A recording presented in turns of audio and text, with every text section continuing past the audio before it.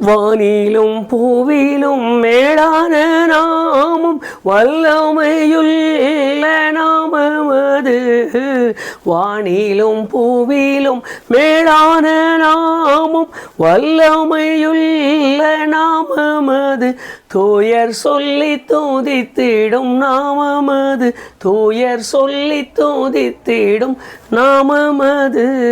இயேசு என்ற திருநாமத்திற்கு எப்போதுமே மிக ஸ்தோத்திரமே. இயேசு என்ற திருநாமத்திற்கு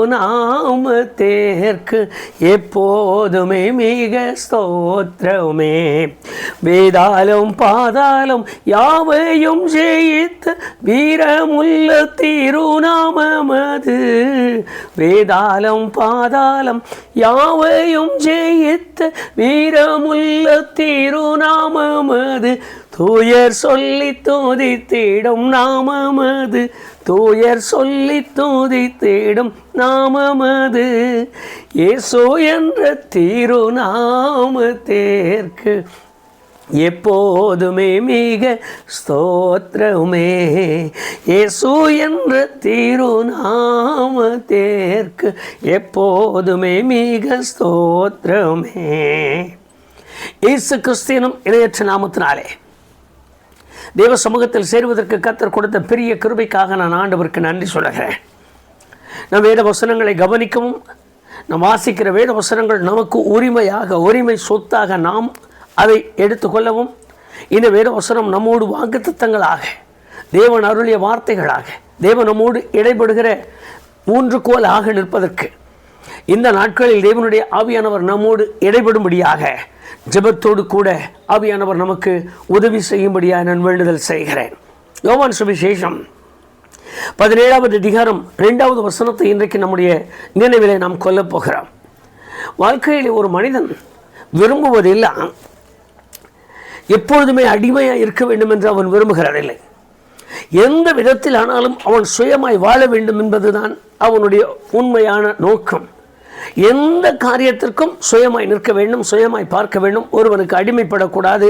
அவன் சொல்லி நான் கேட்பதா, அவர் பேசி நான் செய்வதா, இப்படிப்பட்ட எண்ணங்களோடு தான் மனிதனுடைய தோற்றம், மனிதனுடைய வாழ்க்கையின் எண்ணங்கள், மனிதனுடைய வாழ்க்கையின் கோணங்கள் காணப்படுகிறதை நாம் அறிந்திருக்கிறோம். சிறு வயதிலிருந்து தாழ்ந்த உத்தியோகத்தில் இருக்கிற அல்லது ரொம்ப ஏழ்மையாக இருக்கிற ஒரு மனிதனிலிருந்து உயர்ந்த மனிதனாக இருக்கிறவர்கள் வரைக்கும் அப்படிப்பட்ட ஒரு காரியம், ஏதோ ஒன்றில் தன்னை அதிகாரியாய் தெரிய வேண்டும், தான் அதற்கு எஜமானனாய் நிற்க வேண்டும் என்கிற தோற்றங்கள் உண்டு. ஆனால் வேதம் ஆண்டவராய் இயேசு கிறிஸ்துவை குறித்து பேசும் பொழுது தேவன் சகல மாம்சத்தின் மேலும், மாம்சமான சகல மனுஷன் மேலும் ஆண்டவராய் இயேசுவுக்கு அதிகாரம் கொடுத்தார் என்று எழுதின இந்த பகுதியை நாம் வாசிக்கலாம். யோவான் சுவிசேஷம் 17ஆம் அதிகாரம் 2வது வசனத்தில் மாம்சமான யாவர் மேலும் தேவன் அவருக்கு அதிகாரம் கொடுத்தாராம். ஒரு நேர்த்தியான வேத வசனம். இந்த வேத வசனம் உண்மையாகவே பயன்படுத்தப்பட வேண்டிய விதமாய் அல்லது புரிந்து கொள்ள வேண்டிய விதமாய், இன்னும் அனுபவிக்கப்பட வேண்டிய விதமாய் அனுபவிக்க தொடங்கினால் இந்த வேத வசனத்தினுடைய ஒவ்வொரு வார்த்தையின் எழுத்தின் நிறைவேற்றமும் ஒவ்வொரு பலவீனத்தையும் சங்கடங்களையும் அதிகாரங்களையும் வல்லமைகளையும் விடுதலை ஆக்குகிறாய் மாறத்தக்கதாக தேவன் நம்மிலும் அவைகளை கிரியை செய்ய வல்லவராய் இருக்கிறார். காரணம், மாம்சமான யாவர் மேலும் தேவன் அவருக்கு அதிகாரம் கொடுத்தாராம். இந்த மாம்சமான மனிதன் என்ன விதமாய் மாறினாலும், என்ன விதமாய் தோற்றங்களை எடுத்துக்கொண்டாலும், என்ன விதமாய் மாற்றப்பட வேண்டும் என்று அவர் விரும்பினாலும் அந்த மாம்சத்தின் மேல் அவருக்கு அதிகாரம்.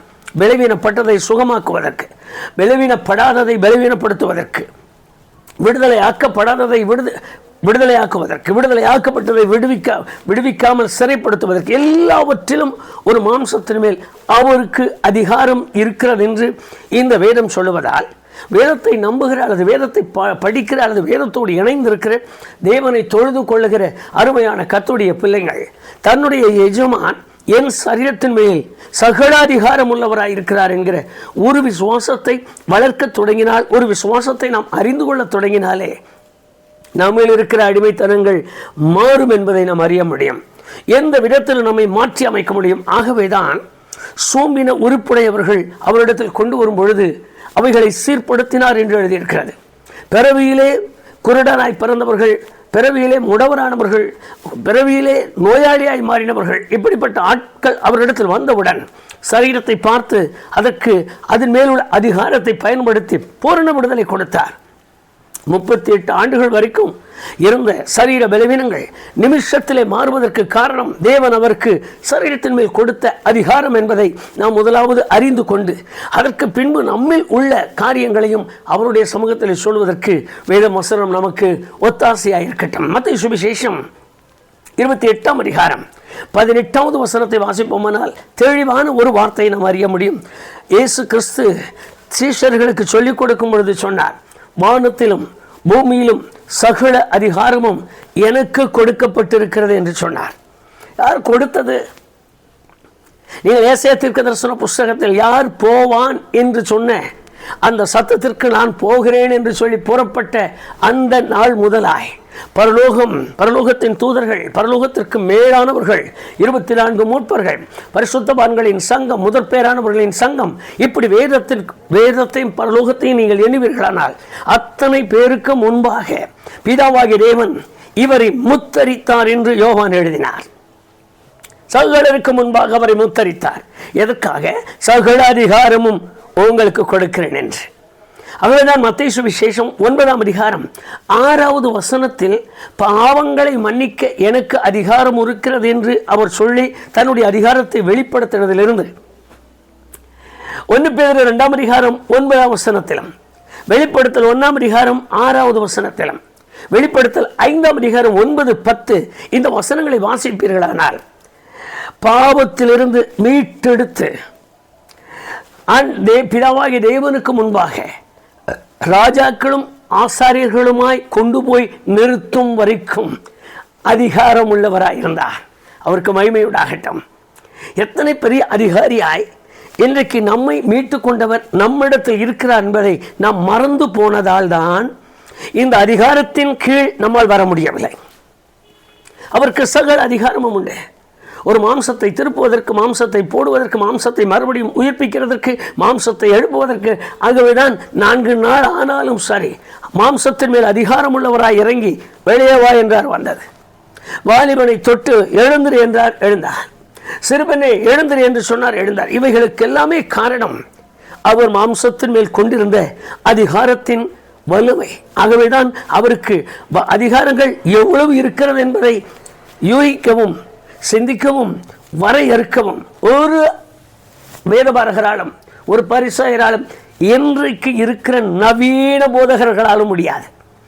காரணம் அத்தனை அதிகாரம் நிறைந்தவராய் தம்முடையவர்களை நேசிப்பதற்கு, தம்முடையவர்களை சேர்ப்பதற்கு, தம்முடையவர்களோடு இணைவதற்கு காத்திருக்கிறார். நம்ம வேத வசனத்திற்குள் வாசித்து பாருங்கள். யோவான் சுவிசேஷம் 14ஆம் அதிகாரம் 14வது வசனத்தில் எதை கேட்டாலும் தருவேன் என்றார். அத்தனை அதிகாரங்கள் உள்ளது. ஆகவேதான் இதுவரைக்கும் எல்லாம் இயேசுவே என்று பாடுகிறது, எல்லாமே இயேசுவே என்று சொல்லுகிற ஒரு மேன்மையான பாக்கியத்திற்கு நாம் வந்திருக்கிறோம். அவருக்கு மகிமை உண்டாகட்டும். இப்படிப்பட்ட கிருபைகளை பெற்றிருக்கிற கர்த்தருடைய பரிசுத்தவான்களாகிய கர்த்தருடைய பிள்ளைகளாகிய விசுவாசிகளாகிய கர்த்தருடைய ஜனங்கள் இன்றைக்கும் இந்த வார்த்தைகளை எல்லாம் மறந்து விட்டு, இந்த வார்த்தைகளை எல்லாம் தள்ளி ஒதுக்கி விட்டுத்தான் புலம்புகிறோம், ஏதோ சொல்லி அழுகிறோம். ஒரு சம்பவம் நடந்த உடனே என் தலையில் கல் போட்டு விட்டாய் என்று கதறுகிறோம். ஐயோ, என்னை அனாதையை விட்டு போய்விட்டாய் என்று மரித்தவனை பார்த்து அழுகிறோம். அப்படியே ஒவ்வொரு காரியமாய் நாம் விசுவாசிகளாய் இருந்து நாம் செய்கிற காரியங்களை ஒவ்வொன்றாய் மனதிற்குள் கொண்டு வாருங்கள். நாம் கொண்டு வருகிற காரியங்கள் எல்லாம் எந்த அளவிற்கு அதற்கு உரித்தாய் மாறி இருக்கிறது என்று மாத்திரம் பாருங்கள். சரியானபடி அந்த விசுவாசத்தின் தன்மைக்கு நாம் வரவில்லை என்பதை நம்முடைய இருதயமே நமக்கு சாட்சியாய் விளக்கும். யோவான் சுவிசேஷம் 17:2 மறுபடியும் நினைவிற்கு கொண்டு வருகிறார். மாம்சமான யாவர் மேலும் அவர் சொல்லுகிறார், அவர் சொல்லி ஜெபிக்கிறார், பிதாவே, மாம்சமான யாவர் மேலும் நீர் எனக்கு கொடுத்த அதிகாரத்தின் படியே என்றார். அவருக்கு மகிமையுண்டாகட்டும். அப்போ மாம்சமான யாவர் மேலும் அவர் கொடுத்திருக்கிற ஒரே ஒரு அதிகாரத்தை நாம் பார்க்கலாம். பிறகு உள்ளவைகள் கர்த்தருக்கு சித்தமானால் ஆவியானவர் உங்களோடு கூட இடைப்படட்டும். எபிரேயரின் புஸ்தகம் 2வது அதிகாரம் 15வது வசனத்தில் எழுதிய ஒரே ஒரு அதிகாரம் நீங்கள் வாசிக்கும் பொழுது ஆச்சரியமாயிருக்கும். யாவரையும் விடுதலை செய்யும்படி தேவன் அவரை அனுப்பினார் என்று எழுதியிருக்கிறது. இயேசு கிறிஸ்து என்னும் நம்முடைய இரட்சகருக்கு அவர் பிதாவாகி தேவன் கொடுத்த அதிகாரத்தினுடைய முழுமையான தோற்றம், விடுதலை செய்யும்படியாக. இன்றைக்கு கர்த்தருடைய ஜனங்கள் தங்களை முற்றிலுமாய் ஒரு முறை நினைவிலே கொண்டு அந்த காரியங்களை உங்கள் மனதிற்குள்ளாக சிந்திக்க தொடங்குங்க. விடுதலை செய்யும்படியான அதிகாரத்தோடு இயேசுவை தேவன் இந்த பூமிக்கு அனுப்பினார். அவர் அனுப்பின பின்பும் இன்னும் அவரிடத்தில் இருக்கிறவர்கள் விடுதலை இல்லாமலே இருக்கிறதை ஒரே ஒரு முறை மனதிற்குள் கொண்டு வருவோமானாலே, நமக்கென்று விடுதலை கொடுக்கும்படி அதிகாரம் நிறைந்து வந்தவர் வேலை இல்லாமல் இருக்கிறார் என்பது நமக்கு புரியும். என்னிடத்தில் அவர் கிரியை செய்ய முடியாமல் இருக்கிறார்.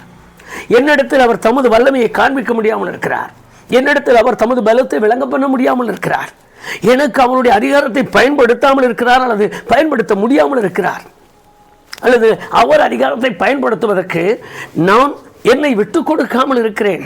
இவைகளை எல்லாம் உட்கார்ந்து கர்த்தருடைய ஜனங்கள் உண்மையாக தீர்மானம் உள்ளவர்களாய் சிந்திக்க கடனாளிகளாய் நிற்கிறோம். நாம் சிந்திக்க தொடங்கினால்தான் இவைகளினுடைய தத்திரியமான காரியங்கள் நமக்கு பெரிதாய் விளங்கும். அங்கே எழுதியிருக்கிற அந்த வார்த்தையை கவனியுங்கள். ஒன்று, மனுஷனுடைய முதல் விடுவிக்கப்பட வேண்டிய முதல் காரியமே இந்த கடன் பிரச்சனை என்பதுதான். யாரை கேளுங்கள், யாரிடத்தில் இதை குறித்து பேசி பாருங்கள், ஏதோ ஒரு காரியத்தை சொல்லி அதை சொல்லி புலம்பியே இருப்பார்கள். இது எப்படி கட்டுவது, எங்கே வாங்க, அங்கே வாங்கி இங்கே கொடுத்தையா, இங்கே வாங்கி அங்கே கொடுத்த, திடீரென்று வந்த மருத்துவ செலவு, திடீரென்று வந்த அவசர செலவு, திடீரென்று வந்த திருமணம், நான் இவ்வளவுதான் ஆகும் என்று எண்ணினேன், இதற்கு மேல் இவ்வளவு நடந்து போனது, என்ன செய்வது, வாங்கும் பொழுது வாங்கிவிட்டேன், அதற்கு பின்பு என்னால் அதை செய்ய சரிப்படுத்த முடியவில்லை. முதல் கடன் தொல்லையில் இருந்து ஒரு மனிதன் விடுதலை ஆக வேண்டியது அவசியம் என்பதை நாமும் அறிந்திருக்கிறோம். நம்முடைய மாம்சத்தில் அறிந்திருக்கிறோம், நம்முடைய உணர்வு பூர்வமான நிலையில் அறிந்திருக்கிறோம். ஒரு விடுதலை ஒரு மனிதனுக்கு கடனில் இருந்து தேவை என்று இருக்குமானால், யார் என்னை விடுவிப்பார்? இயேசுநாதன் நமக்கு செக் எழுதி கொடுக்க போகிறாரா, அல்லது பணம் கொடுக்க போகிறாரா, அல்லது வீட்டை தேடி வந்து கடன்காரனிடத்தில் ஜாமீன் எடுக்க போகிறாரா? அப்படி ஒரு நிமிஷம் சிந்தியுங்கள். அது தவறல்ல. சிந்தித்து அதற்கு பதிலையும் கண்டுபிடியுங்கள். வேதத்தில் எழுதியிருக்கிற வார்த்தையை கவனியுங்கள். அவரே உனக்கு சம்பாதிக்கிறதற்கான பலன் கொடுக்கிறவர் என்று எழுதியிருக்கிறது. சம்பாதிக்கிறவர் எனக்கு பலன் கொடுக்கிறார் சம்பாதிப்பதற்காக. சம்பாதிக்கிறதை நான் என்னுடைய எல்லா தேவைகளையும் பூர்த்தி செய்வதற்கு பயன்படுத்த வேண்டியவனாயிருக்கிறேன். இதுதான் இதனுடைய சாராம்சம். ஆனால் ஒன்று, சம்பாதிக்கிறது நான் சம்பாதிக்கிறேன், சம்பாத்தியத்தை கொடுத்தவரிடத்தில் நான் கொடுத்து வாங்க பழகினால்தான் இது எனக்கு பெருகும் என்பதை நாம் மறந்து போகிறோம். இப்படி ஒரு காரியத்தை சொல்லும் பொழுது உடனே தசமபாகமா, காணிக்கையா நான் செய்ய வேண்டுமா, இப்படி நடத்த வேண்டுமா, அது போல ஒரு காரியத்தை இப்பொழுது மறந்து விடுங்கள். ஆனால் நான் சம்பாதிக்கிறதை என் கைகளோடு கூட என் கைகளில் ஏந்தி, ஆண்டவரே என்னிடத்தில் இவ்வளவுதான் இருக்கிறது. நீங்கள் அப்படியே உங்கள் மனதை திருப்புங்கள் தீர்க்கதரிசியின் மனைவியின் இடத்திற்கு. உன்னிடத்தில் என்ன இருக்குமா, எங்கிட்ட ஒரு கூட என்ன இருக்கு, அதை வைத்து அதை எடுத்து ஊற்று. ஆசீர்வாதத்தை கட்டளையிடுகிற தேவன்.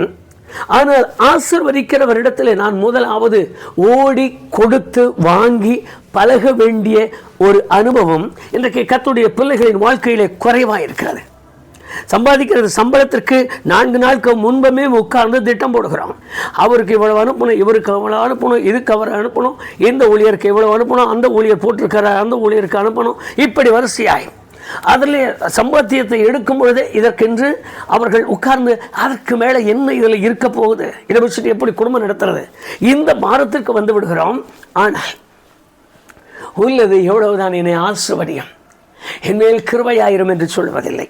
இன்னொன்று, ஆசீர்வாதம் எந்தெந்த இடங்களிலிருந்து எந்த சூழ்நிலையில் நிமித்தம் வராது என்று அறிகிறோமோ அவைகளை அறிந்து உணர்கிறதில்லை. ஒரே ஒரு விளம்பரத்தை கண்டால் அள்ளி வீசி விடுகிறோம்.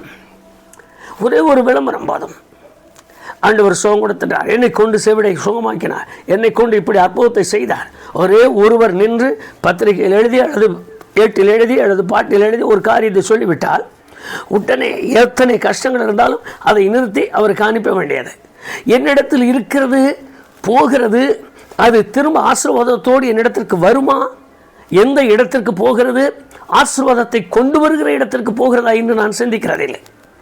அப்படி ஒரு சிந்தனை மாத்திரம் ஒரு விசுவாசிக்கு இருந்திருந்தால் இன்றைக்கு விசுவாசியின் நிலைமை பரிதாபம் என்கிற பேச்சுக்கு இடம் இருந்திருக்காது. நான் போடுகிறது சரிதான், நான் விதைக்கிறது சரிதான், நான் விதைக்கிற இடத்தில் அது வளருமா என்பதையும் நான் சிந்திக்க வேண்டும். எந்த இடத்தில் விதைக்கிறேன்? வளர்கிற இடத்தில் விதைக்கிறேனா? வளர பண்ணுகிறவர் அதை வளர செய்யத்தக்கதான ஒரு இடமா? இதை சிந்திக்கிறதில்லை. ஒன்று. இரண்டாவது, மனுஷன் விடுதலையாக்கப்பட வேண்டிய ஒரு சூழ்நிலையில் அவன் தெய்வ முகத்தை பார்த்து, என்னை நீர் விடுதலை செய்வீரானால் இதிலிருந்து என்னை முற்றிலும் விடுதலை செய்து தாரும், நான் உமக்கென்று திரும்ப திரும்ப வளர்ச்சிக்கு ஏற்ற சூழ்நிலையை அறிந்து நான் விதைப்பேன் என்று சொல்லுகிறதில்லை. ஏதோ கணக்கில் போயிட்டுருக்கலாம், ஏதோ சூழ்நிலையில் போயிட்டுருக்கு. நான் மறுபடியும் சிந்திக்க முடியாது சொல்லுகிறேன். ஐயா, நான் கொடுக்கிற ஆண்டவருக்கென்று நான் கை நீட்டுகிற காரியம் எனக்கு அது திரும்ப பலனை கொடுக்கும் இடமாக இருக்க வேண்டும் என்பதை முதல் மனதில் வைத்து அதற்கு பின்பு விதைக்க தொடங்குங்கள். உங்களுடைய அறுவடை பெரிதாக இருக்கும். ஒன்று. இரண்டாவது, மனிதனுடைய விடுதலை தேவை அல்லது அது தேவன் விடுதலையாக்க வேண்டிய இரண்டாவது காரியம் அவனுடைய நோய். இந்த நோய் என்பது மிக சிக்கலான ஒன்று, மிக பிரச்சனையான ஒன்று. ஏதோ ஒன்று சம்பவித்துக் கொண்டு இருக்கிறது. ஏன் வருகிறது என்று யோசிக்கிறதில்லை. ஏதோ கொஞ்சம் எச்சத்தை சாப்பிட்டுட்டேன், அதனால் இந்த வார்த்தையை நான் சொல்லுகிறேன். ஒத்துக்கொள்ளாதது என்பதை நான் நினைக்கிறதில்லை. அது அன்னைக்கு அவ்வளவு ஆசையாக இருந்தது. ஏதோ ஒரு விதத்தில் ஒரு நோய் ஒரு மனிதனுடைய சரீரத்தை வாட்டி வதைக்க தொடங்குகிறது. இந்த நோய் தொற்று நோயாய் மாறி அவனோடு கூட உடன்பரப்பு நோய் மாறி ஆகி அவனோடு கூட சரீரத்தில் முழுமையாய் தங்கி அவனுக்குள் கிரியை செய்து கொண்டே இருப்பதால் ஒரு நிரந்தரமான விடுதலையை தேடி மருத்துவர்களை மாற்றுகிறான், மருந்துகளை மாற்றுகிறான். ஆனால் நோய் தீர்க்கத்தக்கதான ஒருவரை இன்னும் அணுகாமல் இருக்கிறோம். வழக்கம் போல உட்காருகிறோம். இந்த நோயிலிருந்து எனக்கு விடுதலை தார், இந்த நோயிலிருந்து விடுவிக்க யாராகிலும் ஜெபம் பண்ணுவார்களா? யாருடைய சத்தத்தையாவது தேவன் கேட்பாரா? யாருக்காவது காணிக்கை அனுப்பி வைக்கலாமா? யாரையாவது ஜெபிக்க சொல்லலாமா? இந்த சிந்தனைக்கு வருகிறோமே தவிர நாம் உட்கார்ந்து இந்த சிந்தனைக்கு ஏற்றது ஒரு விடுதலையை அவரிடத்தில் கெஞ்சுவதில்லை.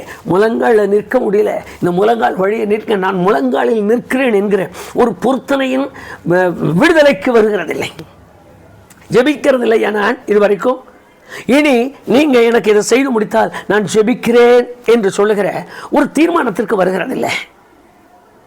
ஆராதனைக்கு போகிறது முடியறதில்லையா? என்னுடைய வேலையை கவனிக்கிறேன், இங்கே போகிறேன் அங்கே போகிறேன், பந்து எடுக்கிறதில்லை. இனி எனக்கு நீர் அதை சரிப்படுத்தினால் நான் அதை செய்கிறேன் என்று பொருத்தனை செய்வதில்லை. நீங்கள் எனக்கு சுகம் பண்ணீங்கன்னா நான் அந்த ஊழியருக்கு ஒரு செக் அனுப்பிடுறேன், கொஞ்சம் காணிக்கை அனுப்பி வச்சிட்றேன், யாருக்கு எங்கள் சபைக்கு கொடுக்குறதை எடுத்து நான் அவருக்கு அனுப்புகிறேன். எல்லாரும் இருக்கட்டும், எல்லாம் ஆண்டவருடைய வேலை தானே. இப்படி எல்லாம் சில காரியங்கள் நாம் சிந்திக்காமலே செய்வதால் தான் இன்னும் இந்த பலவீனம் விடுதலை இல்லாமல் இருக்கிற ஒரு காரியம். ஒன்று கடன், மற்றொன்று நம்முடைய சரீரத்தில் இருக்கிற நோய். இவைகளுக்கு ஒரு விடுதலை தேவை. மூன்றாவதாக பிசாசின் அந்தரங்க கிரியை. இந்த கிரியை அநேகர் வித்தியாசமான நிலையில் நினைக்கிறோம். இவைகளை நினைப்பது எல்லாமே சோதனையைத்தான் நினைக்கிறோம். அந்த சோதனை அந்த பிசாசு செய்து விட்டான். எனக்கு இந்த கஷ்டம் வந்து பிசாசு வந்துருச்சு, நான் அங்கே போயிருந்தேன், ஆமாம் அதுதான் அந்த பேய் இருந்துட்டு தான் இவ்வளவு தொல்லை பண்ணது, அது என்னோட இருக்குது. நாங்கள் ஜெபம் பண்ணி பார்த்தேன், நான் ஓடி பார்த்தேன், கேட்டு பார்த்தேன், எதுவுமே எனக்கு விடுதலை இல்லை. அந்த சர்ச்சுக்கு போனேன், அந்த போதகர் வந்தார், இந்த போதகர் வந்தார், கை வச்சார், ஜெபம் பண்ணினார், என்னை விட்டு போகலை. ஐயா, விடுதலை ஆக்குகிற அதிகாரத்தை தேவன் இயேசுவுக்கு கொடுத்து உங்களில் வாசம் பண்ணும்படி அனுப்பியிருக்கிறார். வெளிப்படுத்தின விசேஷம் 3ஆம் அதிகாரம் 20ஆவது வசனத்திலும், யோவான் சுவிசேஷம் 14ஆம் அதிகாரம் 23ஆவது வசனத்திலும் அவர் வந்து நமக்குள்ளே வாசம் பண்ணுகிறார் என்கிற சத்தியமான வார்த்தை உங்களுக்காக எனக்காக எழுதப்பட்டிருக்கிறது. விடுதலை ஆக்குகிறவர் என்னுள்ளில் எனக்குள் என்னோடு இருக்கும் பொழுது இன்னும் நான் விடுதலை ஆகாமல் இருக்கிறேன். அதற்கு முழு காரணம் என் நம்பிக்கை அவர் மேல் அல்ல, என் நம்பிக்கை பிசாசின் அந்தரங்க கிரியைகளின் மேல். அதை அழிக்க வந்தவர் மேல் என் நம்பிக்கை இல்லை. ஐயோ, ரோட்டில் ஊற்றி விட்டுருந்தாங்க, நான் மிதிச்சிட்டேன், என்ன நடக்குமோ, என்னை பார்த்துட்டு போயிட்டா என்ன நடக்குமோ, இப்படிப்பட்ட சில எண்ணங்கள் விடுதலை கொடுக்கிறவரின் விடுதலையிலிருந்து என்னை விடுவிக்கிறது. நான் விடுதலை பெற முடியாமலே போகிறேன். இயேசுவினுடைய முழு அதிகாரம் என் மாம்சத்தின் மேல் அவருக்கு உண்டு. எந்த விதத்தில் என் மாம்சம் இருந்தாலும் இந்த மாம்சத்தை சீர்படுத்துவதற்கு, சிறப்படுத்துவதற்கு, நிலைப்படுத்துவதற்கு, உறுதிப்படுத்துவதற்கு, பக்குவப்படுத்துவதற்கு, பதப்படுத்துவதற்கு, என்ன சுருக்கமாக சொன்னால் இந்த மாம்சத்தை உயிர்ப்பிக்கிறது வரைக்கும், மறுரூபப்படுத்துகிறது வரைக்கும் அவருக்கு அதிகாரம் உண்டு. இந்த அதிகாரத்திற்கு நான் விட்டு கொடுத்திருக்கிறேனா என்பதுதான் முதல் கேள்வி. இரண்டாவதாக, விட முடியாத பாவ சுபாவங்கள். இந்த சுபாவத்திலிருந்து சீக்கிரம் விடுதலை பெற முடியாமல் தான் இன்றைக்கு வரைக்கும் அநேகர் தங்களை மூடி மறைக்கிறார்கள், மறைந்து மறைந்து வாழ்கிறார்கள், மறைத்து கொண்டே நிற்கிறார்கள். தெரிந்தும் தெரியாமல் என்கிற அந்த அனுபவத்திற்கு போய்விடுகிறார்கள். என்ன செய்வது விட முடியல, என்ன செய்வது விட, இந்த ஒரு வார்த்தையை சொல்கிறார்கள், அதில் பழகிட்ட விட முடியல. ஆனால் அப்படியே கொஞ்சம் மனதிற்குள் கொண்டு வாருங்கள். ஒரு மனிதன் இன்ன நோய் என்று வருகிறான், மருத்துவர் பார்த்த உடனே சொல்லுகிறார், உங்களுக்கு இன்ன நோய் இருக்கு, இதை தொடக்கூடாது, இதை சாப்பிடக்கூடாது, கொஞ்சம் குறைங்க. இது சொன்ன உடனே பயபக்தியோடு அதை செய்ய தொடங்குகிறோம். பயபக்தியோடு, ரொம்ப பயம், ஐயோ அது வேண்டாம், அதெல்லாம் நான் சாப்பிட்றதில்லை, அது எவ்வளோ பெரிய விருந்தானால் அது எனக்கு ஒத்துக்காது, அதை சாப்பிடக்கூடாதுன்னு சொல்லிட்டார், கிட்னி போயிடுன்னு சொல்லிட்டார். அதில் ரொம்ப கவனமாக இருக்கும். ஆனால் மாம்சத்தின் கிரியைகள் இருக்கு, ஆகாத காரியங்கள், வேண்டாத காரியங்கள், கர்த்தருக்கு பிரியமில்லாத காரியங்கள் செய்ய வேண்டாம் என்று வேதம் சொல்லும் பொழுது அது என்ன செய்யறதுங்க, விட முடியலையே, விட முடியல, விடுதலை இல்லாமலே நிற்கிறோம். இதற்கு பெயர் தான் அடிமைத்தனம். இப்பொழுது வேத வசனத்தில் எழுதியிருக்கு, எபிரேயரின் புஸ்தகத்தில் 2ஆம் அதிகாரம் 15வது வசனத்தில், விடுதலை செய்கிறவராய் இறங்கினார். எல்லாரையும் என்று எண்ணிக்கொள்ளுங்கள். இப்பொழுது நாம் சொன்ன எல்லாரையும் விடுதலை செய்ய இறங்கினார். இன்றைக்கு நாம் ஒரு காரியத்தை வாக்குத்தத்த உரிமையோடு கேட்கப் போகிறோம். விடுதலை செய்யும்படி இந்த பூமிக்கு நீர் வந்து என்னை ஆட்கொண்டு இருப்பீரானால், எனக்குள் விடுதலை ஆக்கப்படாத இந்த 4 காரியங்களில் இருக்கிறதையா முழுமையாய் அவரிடத்தில் ஒத்துக்கொள்ளுங்க. இருக்கிறது, நான் இல்லைன்னு சொல்றதுக்கு இல்லப்பா, என்னை தயவாய் விடுதலை செய்து விடுங்க. நீர் என்னை விடுதலை செய்கிற அதிகாரத்தை நானும் உமக்கே கொடுக்கிறேன். என் சரீரத்தில் எனக்கு வேண்டிய விடுதலையை நீர் எனக்கு கொடுக்கும்படியாக என்னை உம்முடைய கையில் கொடுக்கிறேன். இந்த வார்த்தையை நான் சொல்ல வேண்டியது அவசியம், நாம் சொல்ல வேண்டியது அவசியம். தனியாய் உட்காருங்கள், தனிப்பட்ட முறையில் தேவனோடு பேசுங்கள். உங்களுடைய தனிப்பட்ட முறையில் உங்களை ஆராய்ந்து பாருங்கள். இவைகளில் எந்த அடிமைப்படுத்தி இருக்கிறது? கடன், நோய், பிசாசின் அந்தரங்க கிரியைகள், விட முடியாத பொல்லாத சுபாவங்கள், எதில் அடிமைப்பட்டிருக்கிறோம் அதை முதல் மனதில் கொண்டு வாருங்கள். எதில் என்னுடைய அடிமை? நான் எது தொழுக முடியாமல், ஆராதிக்க முடியாமல், இன்னும் நான் கர்த்தரோடு கூட நெருங்கி பார்க்க முடியாமல், கர்த்தருடைய பந்தி எடுக்க முடியாதபடி ஏதோ ஒன்று என்னில் அடிமைப்படுத்தி என்னை அதிலிருந்து வெளியே இழுத்து கொண்டு போகிறது. அன்றைய சமூகத்தில் இன்றைக்கு முழங்காலில் நின்று உங்களுடைய முழு இருதயத்தை அப்படி அவரிடத்தில் ஊற்றி சொல்லுங்கள். ஆண்டவரே, இப்படிப்பட்ட காரியத்தில் நான் அடிமையாய் கிடக்கிறேன். என் சரீரத்தின் மேல் உமக்கு நான் முழு அதிகாரத்தையும் கொடுக்கிறேன். பிதாவானவர் என் சரீரத்தின் மேல் உமக்கு கொடுத்த அதிகாரத்தை பயன்படுத்தும்படி நான் உம்மை அனுமதிக்கிறேன். நான் என்னை முழுமையாய் உங்கள் அதிகாரத்திற்கு என்னை உட்படுத்துகிறேன். என்னை விடுவித்தரணும், என்னை விடுவித்தரணும். வேதத்தில் எழுதியிருக்கிறது, குமாரன் உங்களை விடுதலை ஆக்கினால் மெய்யாகவே விடுதலை ஆவீர்கள் என்று. இயேசு கிறிஸ்துவாகிய தேவகுமாரன் உங்களை விடுதலை ஆக்கினால் மெய்யாகவே விடுதலை ஆவோம் என்று எழுதியிருப்பதால் நாம் அதிகமான காரியங்கள் இருக்கிற இந்த விடுதலையின் காரியங்கள், இந்த 4 காரியங்கள் இன்றைக்கு நமக்கு அத்தியாவசியமாய் தென்படுவதால் இந்த காரியங்களை சொல்லி கேளுங்கள். ஐயா, இப்படிப்பட்ட சூழ்நிலைகள் என்னிலும் இருக்கிறது, எனக்கு மனம் இறங்கி தயவாய் என்னை விடுதலை செய்யும். இவைகளிலிருந்து என்னை விடுதலை செய்யும்படி என் சரீரம் முழுவதையும் உமக்கு கொடுக்கிறேன். என் ஆவியையும் என் ஆத்மாவையும் கூட உமக்கென்றே நான் கையளிக்கிறேன். உமது இஷ்டம் போல நீர் என்னை விடுதலை ஆக்கிவிடும். உம்முடைய அதிகாரத்தை என்னில் பயன்படுத்தும். என் மேல் கொண்ட அதிகாரத்தை நீர் என்னில் பயன்படுத்தும். நீர் என்னில் உமது அதிகாரத்தை பயன்படுத்தக்கூடாதபடி, என்னில் தடைகள் இல்லாதபடி நான் முழுமையாய் உமக்கு கொடுக்கிறேன். அந்த ஒரு வார்த்தை சொல்லி பாருங்க. நீர் எனக்கு கொடுக்கிற, என்னில் பயன்படுத்துகிற அதிகாரத்தை நீர் முழுமையாய் பயன்படுத்தும்படி என்னை உமக்கு கொடுக்கிறேன். இந்த அதிகாரத்தை பயன்படுத்துவதற்கு என்னில் என்ன தடைகள் ஆனாலும் அவைகளை என்னோடு இடைவிடும். நான் அந்த தடைகள் முற்றிலுமாய் மாற்றிக்கொள்ள என்னை உமது கரத்தில் தருகிறேன். இந்த வார்த்தைகளை சொல்லி பரலோகத்தின் தேவனை நோக்கி கூப்பிட்டு பாருங்கள். ஒருவேளை தேவன் இந்த ராத்திரி உங்களை விடுவித்து தமது மகிமையுள்ள கரத்தின் கீழாக சேர்த்து அரவணைத்துக் கொள்வாரானால் கிருபையும் சத்தியமும் நம்ம என்றென்றைக்கு நிலைத்திருக்கத்தக்கதாக அவர் கையில் தரலாமா? கண்களை மூடுவோம். சர்வ பூமிக்கும் ஆண்டவராயிருக்கிற எங்கள் தேவனாய் கர்த்தாவே, நாங்கள் வேத வசனத்தை திறந்தோம். எங்கள் சரீரத்தின் மேல் முழுமையான அதிகாரத்தை தேவன் உமக்கு கொடுத்திருக்கிறார் என்று நாங்கள் வாசித்தோம். இந்த அதிகாரம் எங்களை விடுதலை ஆக்குகிற முதல் அதிகாரமே எங்களை விடுதலை ஆக்குகிறது என்று நாங்கள் படித்தோம்.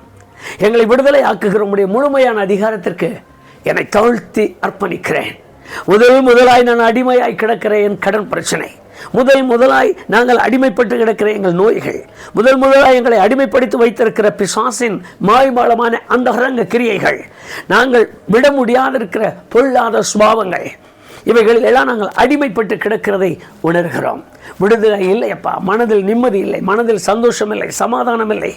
ஆண்டவரே, இப்படியெல்லாம் சொல்லி யாரெல்லாம் இப்பொழுது உம்முடைய முகத்தை பார்க்கிறார்களோ என்னை விடுதலை ஆக்கும்படி என் சரீரம் முழுவதையும் உம்முடைய மனதிற்கு ஒப்பு கொடு, உம்முடைய கையில் அர்ப்பணிக்கிறேன் என்று உம்மிடத்தில் ஒப்பு கொடுக்கிற ஒவ்வொரு பிள்ளைகளோடும் உம்முடைய கரம் கூட இருக்கட்டும். அவர்களை கண்ணோக்கி பார், அவருடைய மன வேண்டுதலை அறிந்து கொள்ளும். ஆண்டவரே, எப்படி யார் என்னை விடுவிப்பார் என்று அங்கலாய்க்கிற யாரானாலும் அவருடைய கடன் தொல்லைகள் அவர்களுக்கு நீங்கத்தக்கதாக அவர்களை ஆசீர்வதியும்.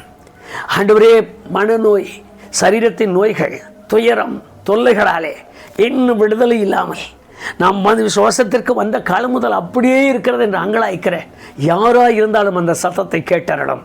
அது சரீரத்தின் மேல் அதிகாரம் நிறைந்தவர். அந்தந்த சரீரங்களின் மேல் அதிகாரத்தை பயன்படுத்தி நோய்களிலிருந்து அவர்களை விடுவித்து தாரும்.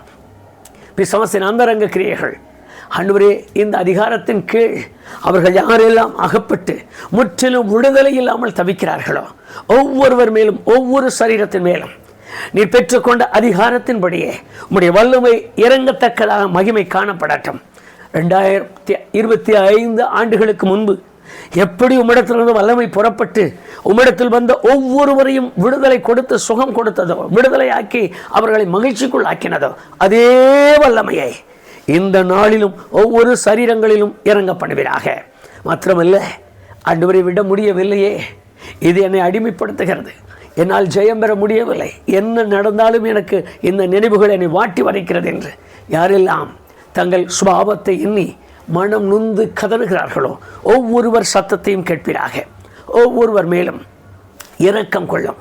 ஆண்டவரே, நீர் உமக்கு பிதாவாகிய தேவன் உமது கையில் உமக்கு கொடுத்த அந்த அதிகாரத்தை இன்றைக்கு நீர் பயன்படுத்தி உம்முடைய பிள்ளைகளை முற்றிலுமாய் விடுதலை செய்தரலாம், முற்றிலும் விடுதலை செய்தரலாம். சகலமாக அவர்களை விட்டு நீங்கட்டும். சகல அதிகாரங்கள், வல்லமைகள், அசுத்தாவிகளின் கிரியைகள், ஆண்டவரே அவர்களை விட முடியாத சுபாவங்கள், அவரோடு கூட போர் செய்கிற நோய்கள், இயேசு கிறிஸ்து என்னும் நாமத்தினாலே, அதிகாரம் நிறைந்த உம்முடைய நாமத்தினாலே அந்தந்த சரீரங்களை விட்டு நீங்கும்படியாக நீர் இரக்கத்தை காண்பையும்.